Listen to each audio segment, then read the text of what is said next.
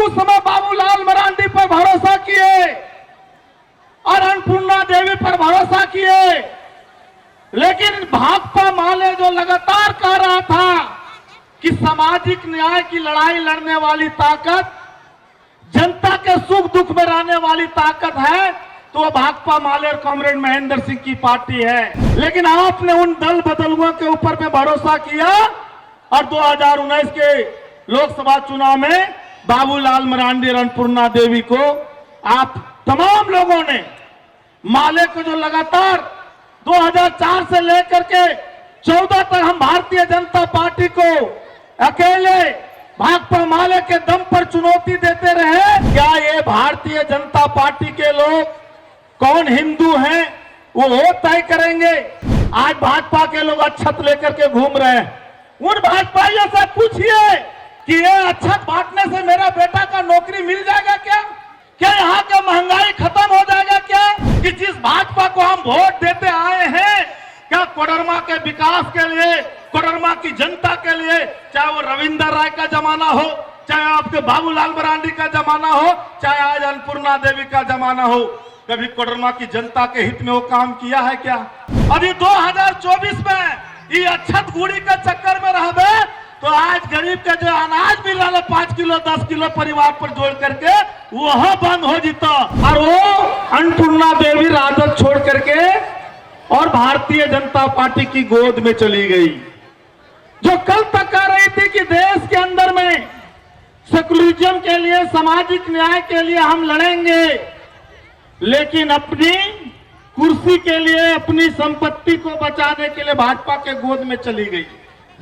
और आज वो कह रही है कि जिस पार्टी ने उनको यहां तक पहुंचाया उस पार्टी को भी गाली देती है। क्या कहती है? कैसा राजद, कौन राजद, कैसा लालू, कौन लालू।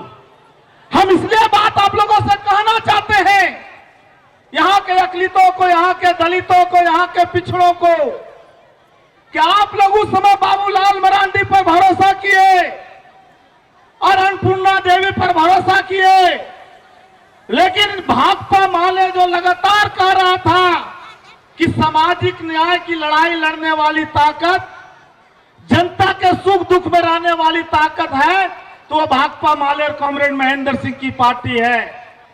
हम लोग जो सो जूते के जैसा पार्टी नहीं बदलेंगे, लेकिन आपने उन दल बदलुओं के ऊपर में भरोसा किया और 2019 के लोकसभा चुनाव में बाबूलाल मरांडी और अन्नपूर्णा देवी को आप तमाम लोगों ने माले को जो लगातार 2004 से लेकर के 14 तक हम भारतीय जनता पार्टी को अकेले भाकपा माले के दम पर चुनौती देते रहे और उसको जो है सो लगातार हम लोग रनर रहे, चुनौती दिए, लेकिन वो देखा कि भाकपा माले को अभी उस समय यूपीए गठबंधन में हम लोग को समर्थन मिलता तो अन्नपूर्णा देवी कभी नहीं चुनाव जीत पाती। इस बात को हम तय करना चाहते हैं।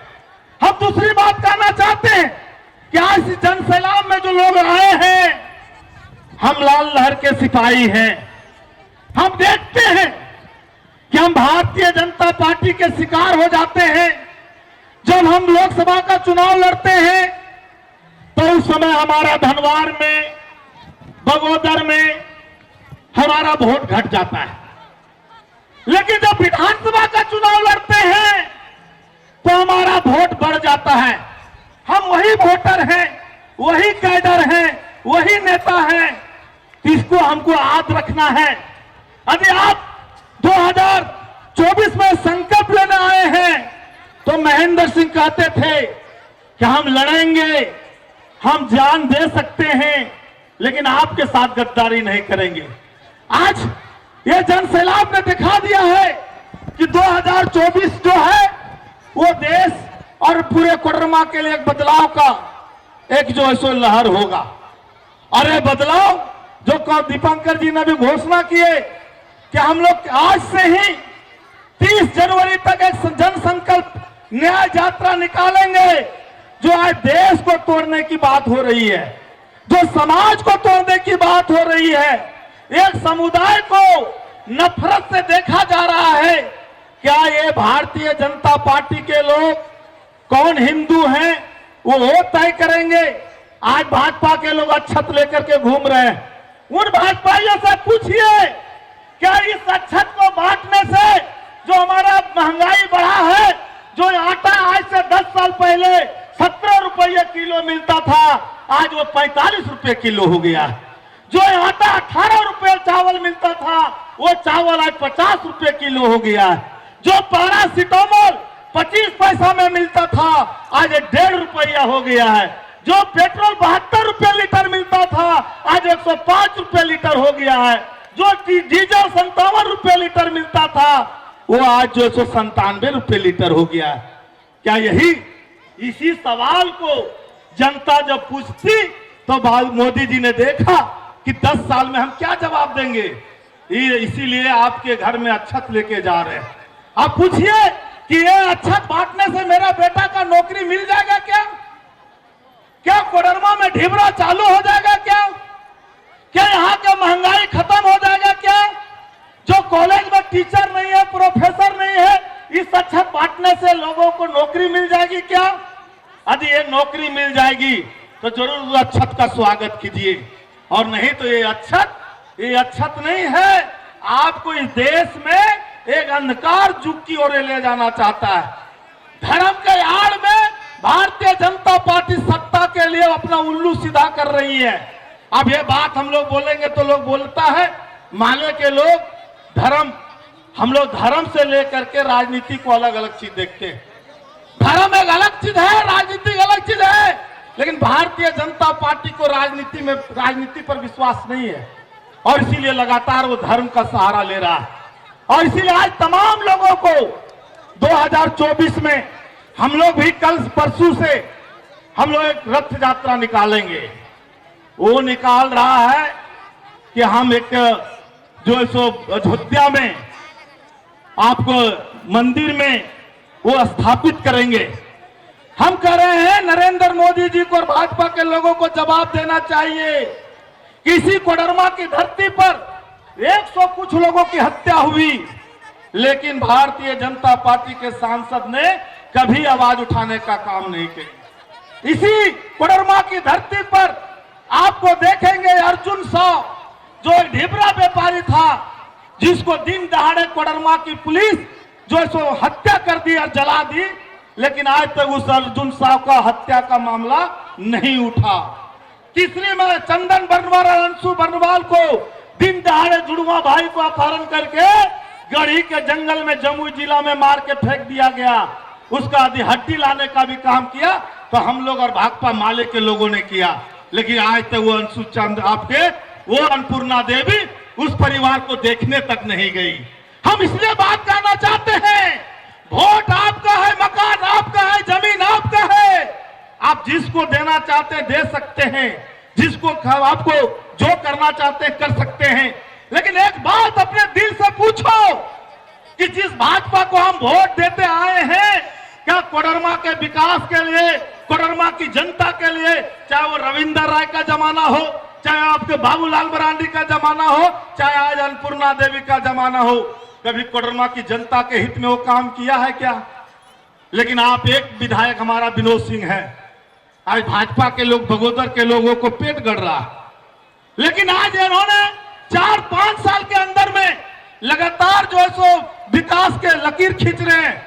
और जो है सो झारखंड की असेंबली में चाहे वो पलामू की घटना हो, आज चाहे गिरिडीह की घटना हो, चाहे धनबाद की घटना हो, चाहे कोडरमा की घटना हो, कॉमरेड विनोद सिंह विधानसभा के अंदर अकेला उठाते हैं। और इसीलिए आज सोचना है, आज हमारी मां बहनें बैठी कि अनाज गिरिडीह जिला में महीना में नहीं मिल रहा राशन कार्ड का। क्यों नहीं मिल रहा आप जानते हैं? 82,000 टन अनाज का घोटाला हुआ गिरिडीह में, और इसीलिए सबसे ज्यादा अनाज का घोटाला हुआ है तो वो धनबाद विधानसभा में हुआ है, 35,000 टन अकेला हुआ है। अरे डीसी ने जांच करके अनाज घोटाला को उजागर किया है, लेकिन वो घोटाले करने वाले लोगों को आज तक कार्रवाई नहीं हुआ है। और आपको ये बात को तय करना है। अरे भाजपा के सांसद और विधायक को महीना में 1-1 लाख रुपया जा रहा है डोर टू डिलीवरी करने वाले लोगों को, तो आपके अनाज घोटाला के खिलाफ में क्यों लड़ेगा? इसलिए हम ये बात करना चाहते हैं कभी दूध का रखवाला बिल्ली को रखिएगा। तो आज तो अनाज का घोटाला हो रहा है।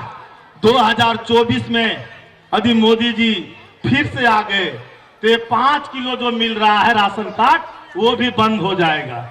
यही मोदी जी थे ना जो किरासन तेल में कह रहे थे 60 रुपये लीटर है लेकिन 40 टका खाता में आज तो के वो खाता में ले बताओ। किरासन तेल बंद हो गया, आज 100 टके लीटर भी किरासन खोजने नहीं मिले। उसी तरीके से अभी 2024 में ये अक्षत गुड़ी के चक्कर में रहबे तो आज गरीब के जो अनाज मिल रहा है 5 किलो 10 किलो परिवार पर जोड़ करके वह बंद हो जीता। एक चलते तो नहीं संकल्प ले कि 2024 में मोदी के नहीं आना देना है, भाजपा ने आना। सही बात है कि गलत है बताओ। अभी सब हाथ उठा के संकल्प ले, बड़ी अक्षत गुड़ी के लिए उठा हुआ है तो यहाँ ले कि भाजपा के हमने वोट नहीं देवे।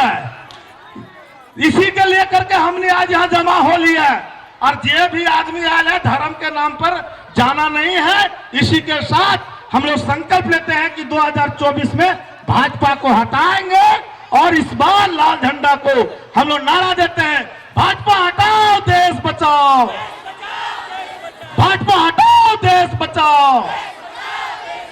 इसी के साथ मैं अपनी बात समाप्त करता हूं। बहुत बहुत धन्यवाद। thefollowup.in. Like, share, and subscribe.